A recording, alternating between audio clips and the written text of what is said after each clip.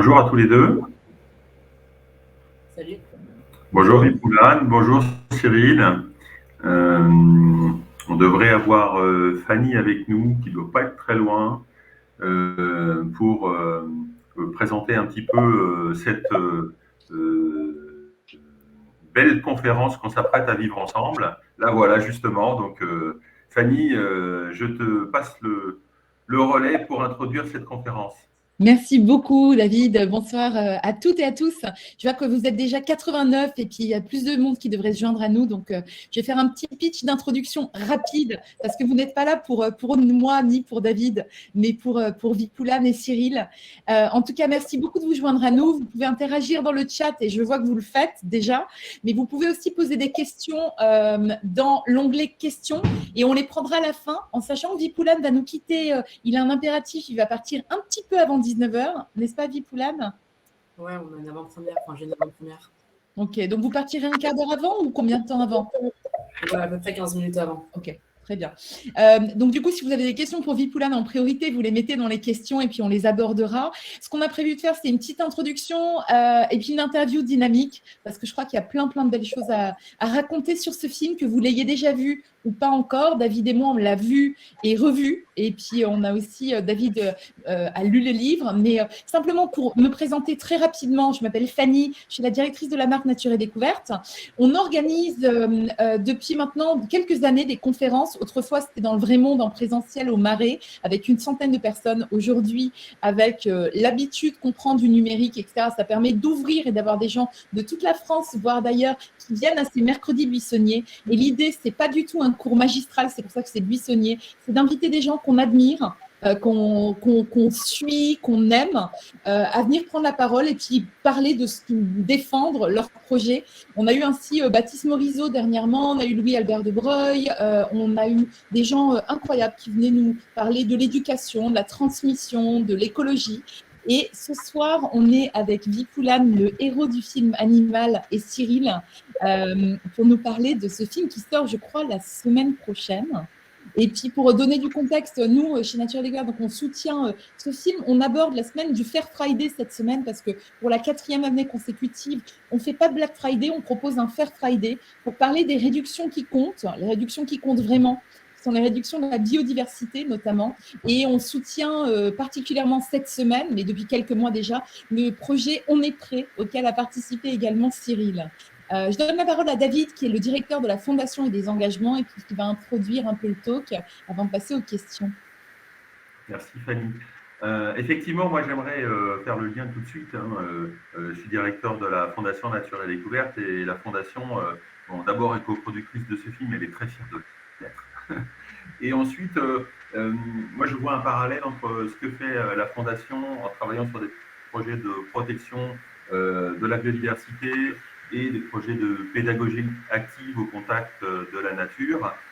Avec évidemment ce que vous développez dans le film, c'est-à-dire l'importance d'avoir une relation riche au vivant, à la fois respectueuse, protectrice, de plus en plus dans le laisser vivre, j'ai envie de dire, avec les projets de libre évolution, et puis également dans la relation personnelle qu'on peut entretenir avec elle, dans ce qu'elle peut permettre à des enfants, par exemple, de rester connectés et de s'enrichir de cette relation forte avec la nature qu'ils ont intrinsèquement en eux, de façon à ce qu'ils puissent la garder durablement. Donc, je vous propose peut-être, Vipoulane, si vous voulez commencer par vous présenter, pour introduire cette belle conférence qu'on s'apprête à vivre avec vous. Alors, juste un truc, Vipoulane et Cyril, on vous propose de vous introduire. De là, on lance la bande-annonce du film, parce que c'est important. Et après, on lance les questions entre nous, déjà. Allez-y, Vipoulane. Moi, je m'appelle Vipoulane, j'ai 18 ans, j'ai participé au film. Et sinon, je suis militant écolo en région parisienne, on va dire. Et vous êtes étudiant en quoi? Je fais un cursus qui s'appelle Sciences pour un monde durable à Paris Sciences et Lettres. D'accord. Merci beaucoup. On va revenir sur votre parcours et votre participation au film. Cyril? Moi, je m'appelle Cyril Dion, j'ai 43 ans. Et je suis réalisateur, j'écris aussi des livres, j'écris à la fois des essais, des romans, de la poésie. J'ai cofondé un mouvement qui s'appelle Colibri il y a 15 ans maintenant. Et voilà, j'ai fait plein d'autres choses dans ma vie. Merci beaucoup, Cyril. Alors, je vous propose, on lance la bande-annonce, comme ça nous fait une super amorce pour commencer cette table ronde. Avec le temps, nous nous sommes coupés du monde sauvage, des animaux, des forêts.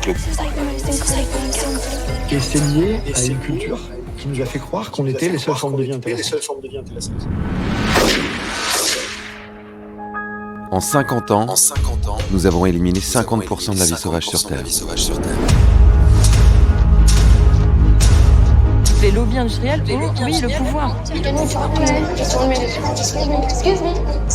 comment vous en êtes arrivé à faire quelque chose comme ça? Mais c'est une passion.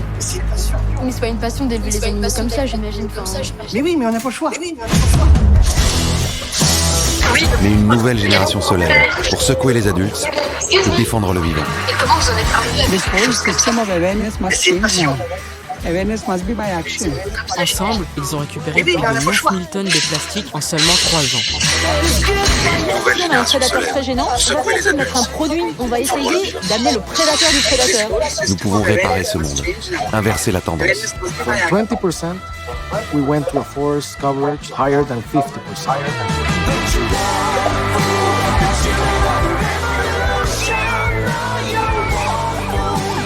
We have to see ourselves as animals.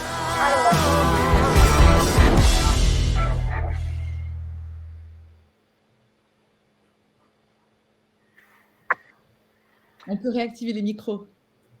Waouh! Voilà, super. Donc ça donne le ton tout de suite. Hein. Moi, la première question que je voudrais vous poser, Cyril, c'est est-ce que vous sauriez formuler la raison, les motivations qui vous ont porté pour réaliser ce film et pourquoi ce parti pris de la relation vivant? Parce que pour moi, c'est l'origine de la crise écologique. C'est-à-dire que si on essaie de se poser la question de savoir pourquoi on a la problématique climatique et en même temps la disparition des espèces, pour moi, ça vient d'un seul et même endroit qui est notre relation au monde vivant. C'est-à-dire le fait que nous, les humains, à un moment, on a cru qu'on pouvait se dissocier, se séparer de ce qu'on a coutume d'appeler la nature ou encore pire, l'environnement, en considérant que tout ça était un champ de ressources qu'on pouvait exploiter pour alimenter la grande chaudière de la croissance économique. Et ça nous mène là où on en est aujourd'hui. Et il me semble que nous réenchasser dans le vivant, c'est une façon de prendre notre juste place sur cette planète, c'est-à-dire d'accepter que on est totalement interdépendant du reste du monde vivant, que si on peut boire, si on peut manger, si on peut respirer, c'est parce que le monde vivant existe, et que rétablir cet équilibre-là, c'est ce qui nous permettrait d'orienter nos sociétés différemment, et donc potentiellement de participer à résoudre le problème climatique et le problème de la biodiversité. D'accord. Défendre le vivant, donc, est à la fois à la source et à la fois le moyen le plus efficace qu'on aurait de faire en sorte à avoir réconcilié notre relation à la nature. Et il y a un autre parti pris qui nous intéresse parce que ça aurait pu être un grand cours magistral, mais là, en l'occurrence, vous avez choisi de nous faire vivre cette aventure avec deux adolescents, un trio très dans la recherche de solutions, mais également aussi dans le fait de vouloir vivre des expériences et expliciter le fait que la relation à vivant est finalement centrale. Comment ça vous est venu cette idée En fait, au départ, on m'a proposé de faire un film purement sur l'extinction de masse. Le co-auteur du film, Walter Bouvet, est venu avec une enquête journalistique qu'il avait fait, qui s'appelait quand le dernier animal s'éteindra. Et j'étais un peu perplexe. C'est-à-dire que déjà, ça me déprimait un peu, ce titre. Et je me disais, est-ce que vraiment j'ai juste envie de parler de l'effondrement de la biodiversité? Et à peu près à la même époque, j'ai commencé à participer aux marches pour le climat, puis aux grèves pour le climat, dans lequel dans lesquels j'ai rencontré plein d'ados, plein de jeunes qui étaient à la fois dans une révolte et dans une forme aussi d'anxiété, parfois de désespoir par rapport à la situation écologique. Et j'ai commencé à avoir envie à la fois de raconter un peu ce qui se passait dans la tête d'une partie de ces jeunes, mais aussi d'en emmener deux, en l'occurrence, dans un voyage qui était à la fois un voyage géographique et initiatique, au cours duquel on allait les confronter à tout un tas de choses. À la fois les confronter aux limites de la forme que leur militantisme prenait jusqu'à maintenant, les confronter à des situations tangibles, c'est-à-dire qu'est-ce qui se passe quand on est un activiste et qu'on essaye de résoudre le problème du plastique, de ramasser, d'apprendre aux gens à recycler. Qu'est-ce qui se passe dans les instances politiques, par exemple au Parlement européen, et comment est-ce qu'on fait pour faire évoluer la loi? Est-ce que c'est aussi simple que ça? Comment ça se passe avec les éleveurs? Donc les emmener voir à la fois des éleveurs intensifs, des éleveurs extensifs, et finalement arriver à un stade où on est obligé de se rendre compte que tout ça forme un système et que c'est ce système-là qu'on a besoin de repenser, à la fois un système philosophique, un système économique, un système politique, et que cette trajectoire les emmène vers des nouveaux horizons, c'est-à-dire qu'ils trouvent des amorces de nouvelles solutions, des nouvelles pistes, et du coup un peu d'horizon pour le futur, parce que c'est ça aussi qui était très frappant quand je discutais avec la plupart de ces personnes qui marchaient, c'était le sentiment que le futur était déjà fichu. Et donc je me disais, à 16 ans, on peut pas, à 16 ans ou à 18 ans, on ne peut pas se dire que le futur est fichu. Il faut trouver d'autres chemins possibles. Très bien. Moi, je rebondis. Alors, ce que j'adore, David, pardon, tu voulais rebondir, mais Non, c'est positive en fait, Cyril. Et de ce côté, je ne vais pas faire un film sur l'effondrement, mais plutôt aller voir des jeunes, montrer tout un panorama. Et on le voit vraiment dans le film parce qu'on a l'impression d'être avec vous finalement, d'être embarqué dans l'aventure avec vous dans le film. Il y a ce côté initiatique et où on est vraiment immergé. Moi, j'avais une petite question pour Vipoulan en fait. Je voulais savoir qu'est-ce qui vous a séduit dans ce projet? Comment vous avez été embarqué dans l'aventure? Parce que vous étiez très jeune, je pense, au moment du recrutement. Vous aviez 16 ans au moment du film. Au début, c'est pas forcément une question qui m'intéressait, moi. Moi, justement, comme la plupart des personnes qui ont vu à cette époque-là avec les grèves pour le climat, ce qui m'intéressait le plus, c'était le changement climatique. Et en soi, il y a un écotropisme. Effectivement, oui. Je coupe nos micros. Oui, du coup, je disais, comme pour la plupart des personnes qui étaient dans les marches climat et qui étaient dans les grèves pour le climat, ce qui importait en quelque sorte pour moi, c'était le changement climatique. Et en soi, ça m'intéressait d'aller voir, d'avoir cette perspective en moi. Et en l'occurrence, effectivement, ça a eu un impact sur moi, parce que justement, au début, je voulais travailler plutôt dans la climatologie.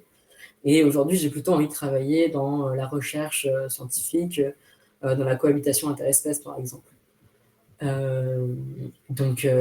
Et après, j'ai aussi été portée par le film et par les rencontres au fur et à mesure, quoi. Parce qu'en soi, les rencontres, on ne les préparait pas particulièrement. C'était assez spontané, et c'est ça aussi qui était intéressant et qu'on voit dans le film. Mais qu'est-ce qui t'a donné envie au départ? Pourquoi tu avais envie de le faire? Justement, parce que c'était une perspective que je n'avais pas forcément et qui était oubliée de manière générale quand on parlait d'environnement, parce qu'en réalité, on ne parlait pas d'écologie et on n'en parle toujours pas aujourd'hui. Et ça me semblait important de redonner sa juste place à l'extinction de masse. Puis après, à travers notre voyage durant tout le film, on est remonté à la source du problème qui est notre relation au monde vivant. Moi, j'allais rebondir en vous demandant en quoi ça a changé votre relation au monde, parce que finalement, d'être casté dans ce film et puis de vivre cette aventure avec les équipes et toutes les découvertes que vous faites au fur et à mesure, c'est un life-changing experience, j'allais dire. C'est vraiment quelque chose qui vous change en profondeur. Vous vous sentez comment 2 ans plus, enfin, après, il y a un avant et un après, j'imagine, dans votre jeune vie? Oui, c'est une question qu'on me pose souvent, et moi je dis souvent que je suis passé un peu d'un environnementaliste à un écologiste. C'est-à-dire que pour moi, l'environnementalisme, c'est un peu une pratique qui consiste à avoir une nature qui serait extériorisée et essentialisée, qui est en réalité une adversaire complice, pour reprendre les termes de Pierre Bourdieu, de l'idéologie du système économique actuel, qui consiste à voir la nature comme une simple matière inerte à exploiter. Et la manifestation la plus contemporaine de l'environnementalisme, en soi, c'est une espèce de hiérarchisation des luttes, où la lutte contre le changement climatique et la lutte pour la protection de cette nature extériorisée et essentialisée serait supérieure aux autres luttes, alors qu'en soi, il y a encore des gens qui meurent de violences policières, de violences au travail, on le voit avec l'éleveur de lapins dans le film, de précarité, on le voit en Inde, de féminicide, etc. Et face à ça, l'écologie, déjà historiquement, c'est une science qui consiste à étudier les relations à l'intérieur du monde vivant et entre le vivant et son milieu de vie. Donc à partir de là, l'écologie en tant que lutte, c'est une lutte qui vise à repenser et à acter des relations nouvelles qui seraient libérées et libératrices entre le vivant non humain et le vivant humain, mais aussi à l'intérieur du vivant humain, ce qui implique de détruire, entre guillemets, toutes les formes de relations aliénantes, qu'elles soient racistes, patriarcales ou aussi destructrices et aliénantes envers le reste du monde vivant. Et c'est vraiment un basculement et je pense un peu une révolution dans la pensée que j'espère va se produire de manière générale en voyant le film, c'est ne plus penser en termes de catégories dualistes, nature, culture, société humaine, environnement, mais en termes de relations. Je pense que c'est quelque chose de très important. Alors, Vipoulane, quand je vous entends parler comme ça, j'ai l'impression, alors vous avez cité Bourdieu, on pourrait entendre du Philippe Descola derrière vous, quand on parle de relations et de manière d'être vis-à-vis des autres, ce serait du Baptiste Morisot. Donc, c'est très intéressant de voir comment vous avez pu évoluer. On ne connaît pas comment vous êtes arrivé dans ce film, mais on voit bien qu'il y a des choses que vous vous êtes clairement appropriées. Moi, je n'entends pas quelqu'un qui a envie de faire des études en météorologie. Là, j'entends quelqu'un qui a vécu une expérience qui l'a remplie, qui l'a nourrie et qui en parle très bien. Donc, c'est génial. Et j'aimerais vous adresser à vous deux. Vous êtes trois dans ce trio. Peut-être ce serait intéressant de nous partager un petit peu le profil de Bella Lac qui était avec vous et comment elle aussi, comment elle est arrivée avec. Je crois qu'elle avait une vision un peu misanthropique du monde et comment ça l'a transformée à travers ce film. Justement, quand je parlais d'environnementalisme, moi, c'était un peu la partie changement climatique dans le film. Et elle, c'était plus la partie protection de la nature, quoi. Et on a tous les deux évolué dans la perspective écologiste, je dirais. C'est très convergent, du coup. Comment tu décrirais Bella, Vipoulane? En soi, on est vraiment hyper complémentaires parce que on vient de deux milieux différents. Moi, le vivant, de manière générale, c'était vraiment pas quelque chose qui me fascinait ou me passionnait avant. Aussi parce que j'avais pas l'habitude de fréquenter, entre guillemets, le vivant non humain, c'est-à-dire que je n'allais pas forcément dans les forêts, je restais un peu dans mon milieu urbain. Alors que elle, c'était le contraire. Et même en termes on en parlait la dernière fois dans une autre interview, et moi, peut-être que j'avais aussi plus de liens avec les luttes sociales au début qu'elle. Et il y avait toujours un peu cette complémentarité dans tous les domaines, et c'est l'alliance aussi entre nos deux pensées qui arrivent à une forme d'écologie en soi. J'allais rajouter Cyril dans la boucle, en fait, parce qu'on sent qu'il y a une vraie dynamique entre vous, entre l'équipe du tournage ou avec Cyril. Et je voulais justement vous demander sur quoi est-ce que vous vous êtes retrouvés, vous avez été les plus complices dans la dynamique que vous avez établie, Bella et vous, Vipoulane, et puis avec Cyril et l'équipe. En soi, surtout de manière générale, parce que si on s'entendait pas bien avec Cyril et Bella et qu'on n'est que trois à tourner pendant 6 mois, ça aurait été un peu beaucoup. Donc, non, on s'entendait bien de manière générale, et que ce soit pendant les moments de tournage ou en dehors. Cyril, vous voulez compléter ? Est-ce que le fait que vous ayez tous les deux une culture, je dirais, à la fois tournée vers l'autre et internationale, ça a participé à à vous aider à vivre cette transformation et à appréhender les témoins que vous avez pu rencontrer dans ce périple qui finalement vous a fait beaucoup voyager? Je te laisse répondre.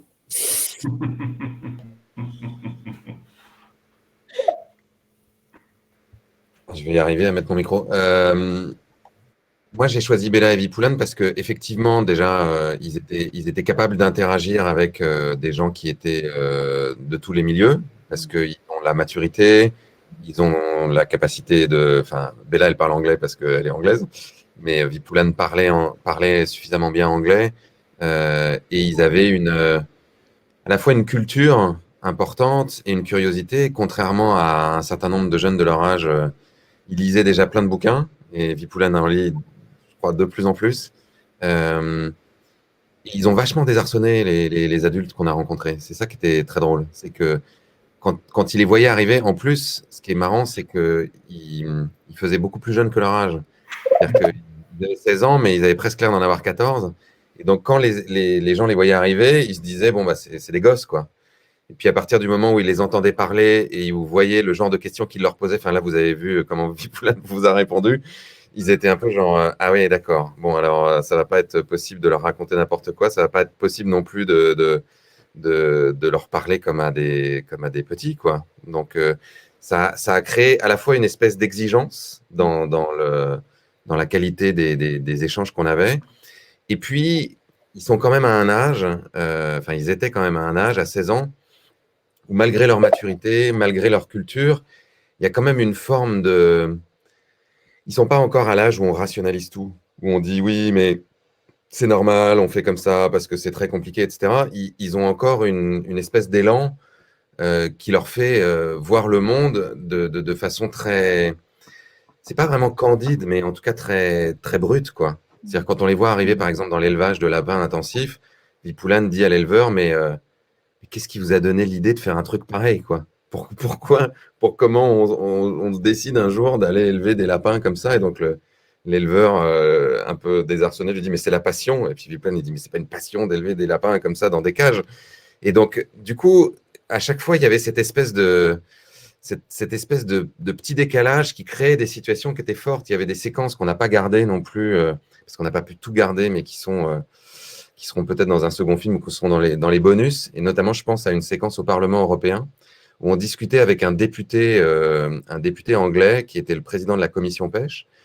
Et Vipoulane lui disait, mais nous, on se mobilise, enfin les jeunes se mobilisent, mais les politiciens s'en foutent, en fait. Ils prennent quand même des décisions sans tenir compte des mobilisations ou des messages qu'on leur adresse. Et le député lui répond, bah oui, mais tu comprends, c'est compliqué. Nous, on essaye de faire des choses pour le changement climatique, mais après, on va essayer de mettre des éoliennes à tel endroit, et puis les gens vont pas être contents. Et puis si on les met quand même, bah, on va pas être réélu la fois d'après. Et Vipoulane lui dit, bah oui, mais c'est peut-être ça le problème, en fait, c'est que vous voulez toujours être réélu, quoi. Et il a essayé de lui répondre quelque chose, et puis en même temps, comme il n'avait rien à répondre, il a explosé de rire. Et il lui a dit, bah ouais, c'est vrai, effectivement, j'ai rien à répondre à ça.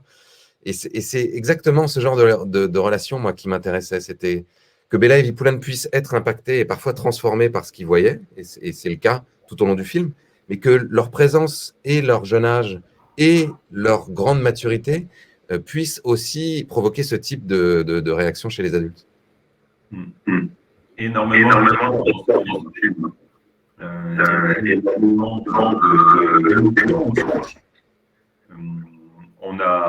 moi, j'ai en tête, j'ai eu la chance de voir en avant-première le film lors du Congrès mondial de l'UICN. Alors, c'est vrai qu'il y avait un public particulier, je ne sais pas d'ailleurs. Je sais qu'à cette occasion, les gens qui ont vu le film, dans ce contexte, ont été très émus par le film, et j'avais envie de savoir si c'est quelque chose que vous retrouvez régulièrement quand vous faites des avant-premières, parce que je trouve qu'il y a une superbe alchimie entre du sens, de l'émotion et une envie de s'engager, quoi.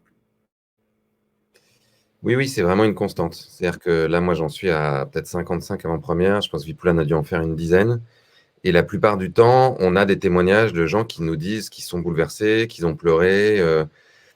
par rapport à demain, par exemple, où il y avait une sorte d'euphorie à la fin de la projection, en disant ah génial, qu'est-ce qu'on peut faire, qu'est-ce qu'on peut faire.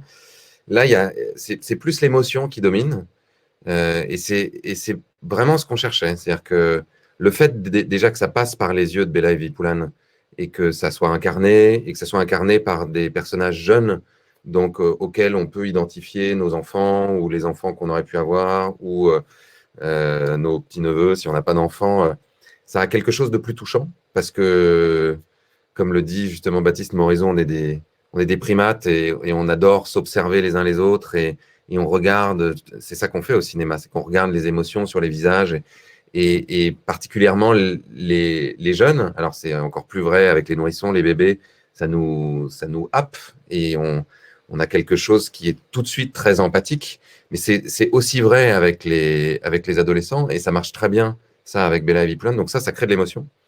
Et puis, on avait envie aussi de faire en sorte qu'il y ait toute une gamme d'affects, c'est-à-dire qu'on puisse à la fois passer par la douleur, la colère, la peine de ce qu'on est en train de faire au monde vivant, parce que je pense qu'on a besoin de ressentir ça. Nous, les humains, on a besoin de faire des expériences, et c'est ces expériences et ces affects qui nous mettent en mouvement. L'émotion, c'est ce qui nous meut étymologiquement. Et puis, à la fois, de l'émerveillement, donc de l'émerveillement en regardant le monde sauvage, la beauté du monde vivant autour de nous, l'enthousiasme, l'espoir, en voyant des gens formidables qui font des choses formidables, en découvrant aussi. C'est-à-dire qu'on voulait qu'il y ait une dimension à la fois émotionnelle, mais aussi pédagogique, c'est-à-dire qu'on apprenne des trucs. Nous, on a appris plein de trucs, vraiment pendant le tournage. Moi, je me suis vraiment rendu compte que je ne savais rien. Enfin, je veux dire, quand on a rencontré Nicolas Verreken qui nous expliquait que mettre des ruches partout pour sauver les abeilles, c'était complètement débile. Quand on a rencontré Dino Martins qui nous dit « mais s'il n'y avait pas les fourmis, il n'y aurait pas toute la vie qu'il y a dans la savane ». Quand on a justement passé du temps avec Baptiste Morizot et Jean-Marc Landry qui nous ont vraiment montré, image à l'appui, que les loups et les troupeaux, à la fois de bovins et de brebis, pouvaient cohabiter sur un même territoire, et que ce n'est pas parce qu'un loup passait à côté d'un troupeau qu'il allait se jeter dessus comme une bête sauvage. Tout ça, on le savait pas. Et donc, évidemment, le but, c'est que les spectateurs vivent tout ça, qu'ils traversent des émotions, qu'ils apprennent des choses, qu'ils soient aussi portés par de l'enthousiasme, ce que le cinéma peut faire. Oui, tout à fait. Et puis, je trouve qu'il y a un vrai effet qui se coule. On regarde le film, on est saisi, il y a plein de choses. C'est un film qui se voit et qui se revoit, je trouve. Donc, on espère que toutes les personnes avec nous ce soir, ils vont aller le voir, mais peut-être aller le revoir avec votre famille, vos amis ou quoi. Et je pense que c'est un film qu'on peut voir plusieurs fois, effectivement, avec d'autres, en voyant d'autres choses à chaque fois. Et cette émotion, elle est tangible. Vous avez un souvenir de tournage qui vous a marqué, que ce soit à l'image qu'on voit nous, ou que vous ayez eu backstage, j'allais dire, pendant le tournage? Vas-y, Vipulan, commence. Je dirais qu'il y a deux choses qui m'ont marqué. Il y a évidemment l'élevage de lapins, parce qu'il y a ce qu'on voit à l'écran, mais il y a aussi toutes les odeurs, enfin tous les sens sont mobilisés entre guillemets quand on entre dans cet endroit. On ne s'attendait pas forcément à ça, même si moi j'avais déjà vu des vidéos de L214 et tout quoi. Et puis parce qu'on passe par toutes les émotions. Il y a cette forme de haine, de dégoût au début, et puis après très vite on comprend que cet éleveur-là, c'est pas de sa faute s'il est là. Il a envie de sortir de là, mais il peut pas parce que il est endetté et que il est obligé de rembourser sa coopérative pour sortir de cet élevage, et qu'il gagne 350 € par mois. Donc à chaque fin de mois, il est obligé de réemprunter à sa coopérative. Donc c'est un cercle vicieux infini. Il y a ça, et puis après sinon en termes de rencontres qui ont laissé le plus de traces derrière, je pense que c'est clairement celle avec Baptiste Morizot, dont on a déjà pas mal parlé, notamment parce que sa formulation du problème est particulièrement intéressante, et il pose plus de problème en termes de catégorie dualiste justement, mais il essaie de penser en termes de relations, en termes de cohabitation entre les espèces. Et il pose aussi le problème d'un point de vue de la crise de la sensibilité. Il dit qu'aujourd'hui, on a une crise de la sensibilité, qu'on a perdu tout un tas d'affects, de concepts, d'anecdotes, d'histoires sur le vivant non humain, et que on est... Cyril, d'habitude, c'est toi qui dis ça, mais que on est ancré dans une culture qui nous fait croire qu'on est la seule forme de vie intéressante, qu'on est la seule forme de vie qui serait unique, prodigieuses, etc. Alors qu'en réalité, toutes les formes de vie sont uniques, prodigieuses et interdépendantes. C'est la définition même du monde vivant. Aucune espèce ne peut se rendre indépendante des autres. Et pour faire face à ça, lui, il propose de créer une nouvelle alliance entre une culture des luttes dont on a en grande partie hérité en France. Récemment, il y a eu les grèves pour le climat, mais il y a aussi eu les Gilets jaunes, les manifs à Damas, on a eu Notre-Dame-des-Landes, il y a eu plein de trucs différents. Et une culture du vivant qui serait une nouvelle attention politique qu'on conférait au vivant non humain. Et en soi, je pense que dans une certaine mesure, le film, il s'ancre parfaitement là-dedans. On veut aussi propulser un peu une nouvelle culture du vivant, parce qu'aujourd'hui, c'est pas du tout une thématique qui est intéressante. Et peut-être pour donner un exemple un peu plus pratique, et pour reciter quelqu'un d'autre que j'admire beaucoup, il y a Estelle Zong-Mengual, qui est historienne de l'art, qui a écrit un livre qui s'appelle « Apprendre à voir ». Et en soi, ça, c'est l'exemple parfait de la crise de la sensibilité aujourd'hui, et même de ce que moi, j'avais en tant que petit urbain au début du film, et que j'ai commencé à abandonner tout au long du film. C'est-à-dire que quand on va dans un endroit, dans un lieu donné, dans un écosystème donné, quand on va dans une forêt, quand on va dans une montagne, on va considérer que c'est un beau paysage pour le regard humain, qui serait façonné pour le regard humain. Alors qu'en réalité, c'est un endroit, c'est un espace de sens pour rempli de sens pour plein d'autres espèces et plein d'autres êtres vivants, et qui recèle plein de relations invisibles, complexes, qu'on pourrait déceler et essayer de comprendre pour mieux cohabiter avec le vivant. Et en soi, cette formule-là, elle peut aussi s'appliquer pour les humains. C'est là où on voit aussi, encore une fois, le sens de l'écologie a aussi appliqué à essayer de penser des relations libératrices pour les humains. Parce que, typiquement, moi j'ai cours à Paris, j'habite à Paris, là. Quand on se balade dans la ville, tous les SDF et toutes les personnes précaires qui sont dans la rue ou dans les couloirs du métro, elles sont quand même intégrées au mobilier urbain et on ne les voit plus en réalité. Donc c'est hyper large. Et peut-être par rapport à ça et aussi par rapport à l'éleveur de lapins, je pense que ce qui est important à dire, c'est que tant qu'on aura des relations aliénantes envers les humains, on le voit aussi en Inde par exemple, et ben on ne pourra pas sortir des relations aliénantes envers les non-humains. Ok, tout à l'heure vous disiez c'est important de retrouver cette sensibilité au vivant. J'ai envie de dire aussi cette relation en conscience avec le reste du vivant qui nous permet justement de voir tout cela et de le voir de l'intérieur et de se considérer vraiment partie de ce tout. Et donc, moi, j'avais envie de vous... David, excuse-moi, je voulais rebondir et demander à Cyril son meilleur souvenir de tournage. Ah, pardon, Cyril. J'ai des bons souvenirs et puis des souvenirs très forts, mais qui ne sont pas forcément des super bons souvenirs. Quand on était en Inde, par exemple, on avait vraiment eu la sensation de passer une semaine dans une grande décharge, quoi. C'est-à-dire qu'on était au milieu de marais de plastique, parfois dans des endroits, pareil, avec une odeur absolument terrible, des rats ou des corbeaux qui venaient manger des rats. Et on était particulièrement mal à l'aise de venir, nous, d'Occident, dans une société relativement privilégié, de rentrer à notre hôtel le soir, qui était un hôtel super occidental, machin, etc., alors qu'on avait passé des journées. Je me souviens d'une journée qu'on a passée dans un bidonville à Dharavi, qui est un des plus grands bidonvilles d'Asie du Sud-Est, où on allait voir comment se passait le recyclage. Et c'était des femmes qui étaient assises par terre pendant 12 heures, en train de trier des bouteilles et des bouchons, des hommes qui, dans des espèces de hangars de tôle, séparaient les bouteilles vertes de Sprite des bouteilles d'eau minérale, les passaient ensuite dans une espèce de machine qui faisait un bruit infernal, où ils le tassaient pour le transformer en petites paillettes. Et on se disait, waouh, en fait, voilà, le recyclage, en vrai, c'est comme ça que ça se passe là, en Inde. Et donc, en ressortant de là, on se disait, c'est pas possible. Enfin, je veux dire, il faut arrêter avec cette espèce de déluge de produits, de matières, tout en se faisant croire ensuite que tout va bien parce que c'est recyclé, c'est recyclable.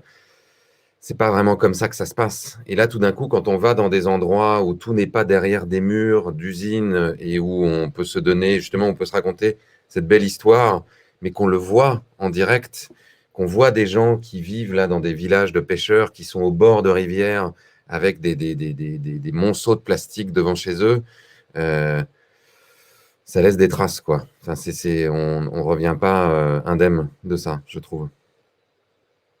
Et puis après, on a des très bons souvenirs par exemple, quand on s'est retrouvé dans la forêt au Costa Rica à être au contact de la faune sauvage, c'est extraordinaire.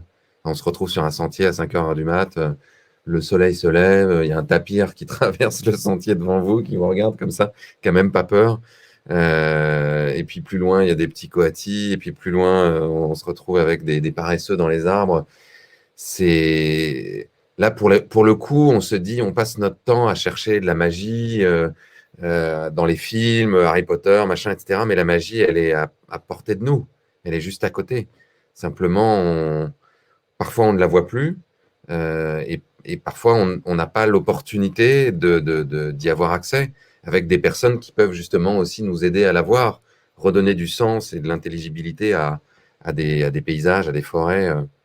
Ce qui n'est pas évident en soi. Quand on est allé voir Philippe Descola, il nous disait, mais il y a des époques où les gens considéraient que la forêt vierge, c'était un enfer, parce que c'était un nid d'insectes, de maladies, où il n'y avait pas de civilisation, où on allait se perdre dans ce truc-là.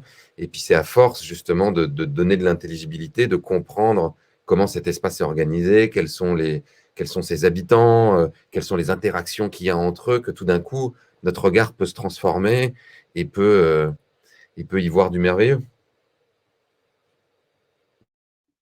Merci Cyril. Juste, Vipulane, avant que vous partiez, il y a quelqu'un qui demande si vous avez lu Baptiste Morisot, parce que visiblement, ça se sent.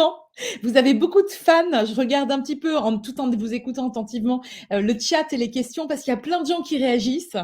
Cyril et Vipulane, vous avez un fan club. Hein. Mais du coup, Vipulane, il y a cette question de dire, est-ce que vous avez lu Manière d'être vivant de Baptiste Morisot? C'est en termes de lien indissociable entre les humains et le vivant. Oui, évidemment, Manière d'être vivant, mais aussi Les Diplomates, ce qui est absolument incroyable. Je pense que, pour moi, c'était ces 2 meilleurs livres, même si les autres sont tout aussi incroyables. Mais ouais, en général, je conseille 4 livres pour aller un peu plus loin sur le sujet, parce que je crois que justement, c'était une question qui arrive après, donc je me lance. Il y a donc Manière d'être vivant de Baptiste Morisot, Les Diplomates de Baptiste Morisot, Apprendre à voir d'Estelle Zumwalt, que j'ai déjà cité, et un dernier qui s'appelle Le capitalisme dans la toile de la vie de Jason Moore. On va prendre note et pour info, pour les 147 personnes connectées, on vous enverra un petit devoir à la maison avec des références que nous ont fournies Vipulane et Cyril pour aller plus loin et pour continuer la réflexion. Merci Vipulane, je profitais de vous avant que vous ne partiez. Et moi j'en aurais un autre de livre à rajouter. Hein. C'est Animal, vous connaissez? Parce que dedans, on va trouver justement une analyse vraiment intéressante qui correspond justement au contenu du film, avec une logique de synthèse un petit peu de tout ce qu'on peut aller chercher chez justement des auteurs que vous venez de citer et qui donnent une dimension vraiment assez complète finalement de l'intérêt justement de porter attention à notre relation au vivant. Donc j'invite clairement les gens qui nous écoutent une fois qu'ils auront vu le film, une fois qu'ils y seront allés en famille, qu'ils auront pu partager avec des gens qu'ils aiment bien justement leur expérience de voir le film, d'aller se plonger dans le livre parce qu'il est extrêmement complémentaire de mon point de vue.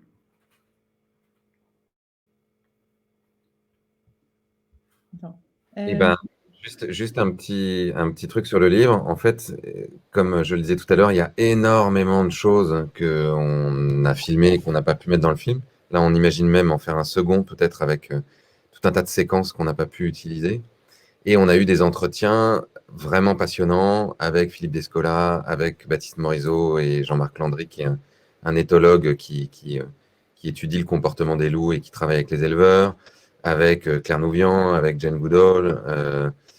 Et évidemment, quand on monte un film, on garde quelques minutes de ça. Donc, la puissance de la pensée de toutes ces personnes-là, on a essayé de la rendre le plus possible dans le livre et d'articuler toutes ces facettes, finalement, tous ces points de vue sur la question les uns avec les autres pour construire quelque chose qui est de l'ordre d'un récit, d'un voyage. C'est très réussi. Merci. Alors, moi, j'ai des questions. Vipoulan, je sais que vous devez filer dans 5 minutes, mais je vois, il y a plein de questions dans le chat. On ne va pas pouvoir toutes les aborder. Il y en a qui demandent s'il y a des supports appropriés, DVD, téléchargement ou autre. Bah, non, il est en cinéma, en salle la semaine prochaine, je crois, Cyril. Et le livre dont on parlait? Oui, bah, le film sort le 1er décembre au cinéma. Après, il passera sur OCS quelques mois plus tard. Il passera sur France 2 ensuite. Et puis après, il sera en VOD aussi quelques mois après la sortie, donc accessible VOD, DVD. Le livre existe. Il y a un livre de Béla et Vipoulan chez Actes Sud Junior. Il y a un livre chez Actes Sud Senior, on va dire. Et puis, il y a aussi la bande originale du film qui sort chez Tôt ou Tard, qui est vraiment formidable. Xavier Policarpe et Sébastien Hogg ont fait un boulot exceptionnel. Je leur avais demandé de faire une bande originale très 60s, justement pour essayer de créer une sorte de pont temporel entre la génération de 68 et la génération de Béla et de Vipoulan, parce que je trouve qu'ils ont beaucoup de choses en commun, à la fois dans l'engagement politique, à la fois dans le fait de relier justement féminisme, antiracisme, lutte contre les discriminations, anticonsumérisme, avec une préoccupation écologique puissante. On est surpris au début d'ailleurs par la bande originale et finalement ça match super bien avec le contenu. Donc, ouais. Mais on l'entend du coup, je trouve qu'elle résonne. Moi j'avais une question pour vous deux, hein, c'est quoi votre ambition avec ce film? C'est quoi votre rêve? Est-ce que vous avez une ambition? Je sais que demain, Cyril, qui était peut-être votre premier ou un de vos premiers films, avait eu un destin incroyable. Vous avez un rêve, une ambition avec ce film? Commence, Vipoulan. Qu'est-ce que tu aimerais bien qu'il se passe avec le film, toi? Moi, je dirais qu'il y a un triple objectif et il y a un non-objectif. Déjà, comme j'ai déjà dit, je pense que participer à produire ce basculement de l'environnementalisme à l'écologie. Et aussi, le deuxième, ça pourrait être participer justement à la création de cette culture du vivant. La troisième chose, c'est que, encore aujourd'hui, je pense que dans le milieu environnementaliste, il y a il y a une place importante qui est conférée au geste individuel et qui nous fait croire que le geste individuel va sauver le monde. Je dis pas que ça sert à rien. Moi-même, je suis végane, par exemple. On s'est posé plein de questions pour prendre l'avion et tout, donc c'est pas ce que je dis. Mais l'importance de l'engagement dans le collectif, et c'est ce qu'on voit aussi dans le film à travers Éloi Laurent, par exemple, qui nous parle de l'importance conférée au PIB. On le voit aussi dans le passage à l'Union européenne. Donc voilà. Et le non-objectif, c'est que en même temps, il n'y a pas forcément un truc fixé, mais que ça incite les gens à réfléchir sur ces questions-là et que ça porte aussi un peu une dimension philosophique. Moi, je partage ce que dit Vipoulan, c'est-à-dire qu'on a envie de créer une conversation autour de justement ce qui nous semble être la source du problème. Sortir la question écolo de simplement le climat, les tableaux Excel pour savoir combien de tonnes de carbone on économise, est-ce qu'il faut avoir du nucléaire ou du renouvelable, mais se dire que ça va bien au-delà de ça et que d'une certaine manière, le film essaye même d'interroger la finalité de nos sociétés. Se dire, on veut aboutir à quoi? Qu'est-ce qu'on veut avec tout ce qu'on est en train de construire? Toutes ces infrastructures, toutes ces structures économiques, politiques, c'est quoi le but? Et il nous semble que le but qui émerge du film, c'est de dire que on est là pour défendre et perpétuer la vie, sous toutes ses formes. À la fois la vie humaine, c'est ce que dit Éloi Laurent, en disant qu'il faudrait qu'on remplace les indicateurs de croissance du PIB par des indicateurs de santé, mais aussi la vie non humaine et l'équilibre des écosystèmes, parce que d'une part, tous ces êtres ont le droit d'être là, comme nous, et il faudrait qu'on l'admette, mais aussi parce que notre vie en dépend. C'est parce que le monde vivant existe qu'on est là et qu'on peut manger, boire, respirer, comme je le disais tout à l'heure. Donc, on a envie de créer cette conversation-là. Donc, le but, c'est évidemment qu'un maximum de gens voient le film, qu'un maximum de gens le voient peut-être à plusieurs. C'est pour ça aussi que ça compte pour nous d'être au cinéma, pour que ces conversations s'engagent dans les salles, en dehors des salles, ensuite en revenant à la maison. Je sais que c'est ce qui s'était passé beaucoup avec Demain, c'est-à-dire que les gens avaient emmené leur famille, leurs voisins, leurs amis, pour pouvoir ensuite avoir ces conversations-là tous ensemble. Et puis évidemment que ça incite les gens à s'engager, à faire des choses, s'engager au sens large du terme, c'est-à-dire dans leur métier, dans leur vie de tous les jours, dans les luttes dont parlait Vipoulane, dans l'engagement politique. Oui, c'est approprier le sujet. En famille, à la maison, personnellement, et dans l'entreprise aussi, pour donner du sens finalement. Absolument. Moi, je rebondis. Pourquoi le nom du film Animal ? Parce que c'était un terme volontairement ambigu et polysémique qui nous renvoie au fait qu'on va sans doute entendre parler de notre relation avec les animaux, mais aussi le fait que nous sommes des animaux. Et donc, cette appellation floue à laquelle on peut donner plein de sens, justement, essaie de nous emmener sur cette trajectoire, de se dire, mais on n'est pas en dehors, on est dedans. On est des vivants parmi les vivants. Et à partir de quel âge on peut voir le film, Cyril ? Ou Vipoulane ? À partir de vers 11 ans, je pense. D'accord. On parlait d'emmener les familles. Moi, je sais qu'il y a… Oui, c'est vrai qu'il y a des scènes… Donc, 11 ans, ok. Bah, il faut quand même pouvoir lire un peu de sous-titres, parce qu'il y a un peu d'anglais sous-titré. Et puis… Après, je pense que quand on est plus jeune, il y a des images un peu chocs au départ de dauphins harponnés, de lions qui se font tirer dessus. Et puis, les lapins. Les lapins, les images ne sont pas violentes. En revanche, il y a quelques images ensuite dans des élevages intensifs avec des poulets qui se font, des dindons qui se font jeter dans des cages, etc., qui peuvent choquer. Mais bon, je pense que des enfants de 9-10 ans, si on leur explique avant, ça va. Il faut juste se dire qu'il y a peut-être des moments où ils décrocheront un tout petit peu quand ça parlera de PIB et qu'il y aura un peu d'anglais sous-titré, quoi. Super film. Vipoulane, vous vouliez dire un mot parce que je vois l'heure tourner. C'est pour vous notre promesse de… Bon, finalement, je me suis arrangée. Je peux rester jusqu'à 19h. J'irai à la fin. Merci beaucoup, Vipoulane. Du coup, j'ai une question à poser. Je crois que le message du film, il est extrêmement clair. Donc, c'est défendre le vivant, mieux comprendre qu'on en fait partie.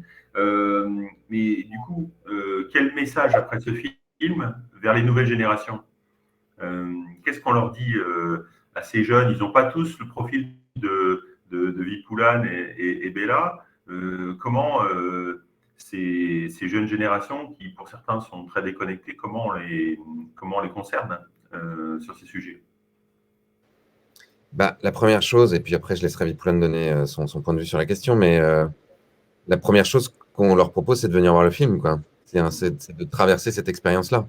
Et on a cherché à ce que le film ne soit pas non plus je veux dire, on est ni en train de monter un parti politique, ni une religion, ni de décréter qu'on a découvert la vérité. C'est-à-dire qu'on espère qu'en sortant du film, les gens seront suffisamment à la fois bouleversés, interrogés pour se poser des questions nouvelles, pour avoir envie de creuser des sujets qu'ils n'avaient pas envie de creuser avant, pour rejoindre peut-être des associations ou des collectifs, pour faire des choses sur le terrain et cheminer dans leur tête sur toutes ces questions-là.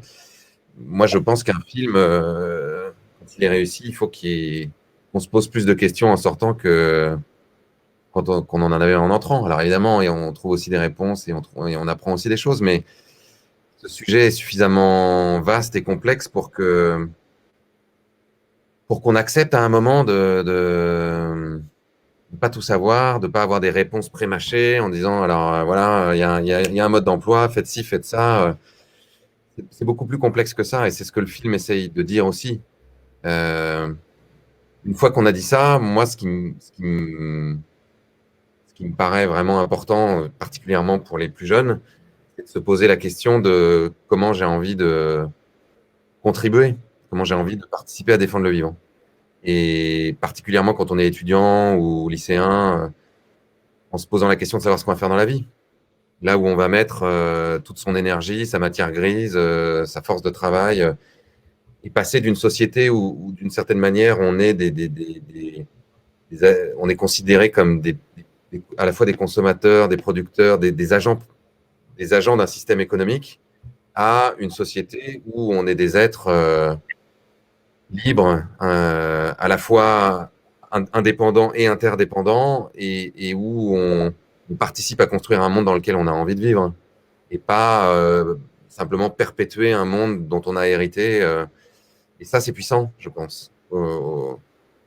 Je pense que c'est un des endroits où on peut faire le plus de différence. Et puis un endroit où on peut s'épanouir aussi. C'est-à-dire que c'est un endroit où on peut choisir de faire des choses qu'on aime, qui ont du sens pour nous, qui nous donnent envie de nous lever le matin, et pas simplement aller bosser pour avoir un salaire à la fin du mois, quoi.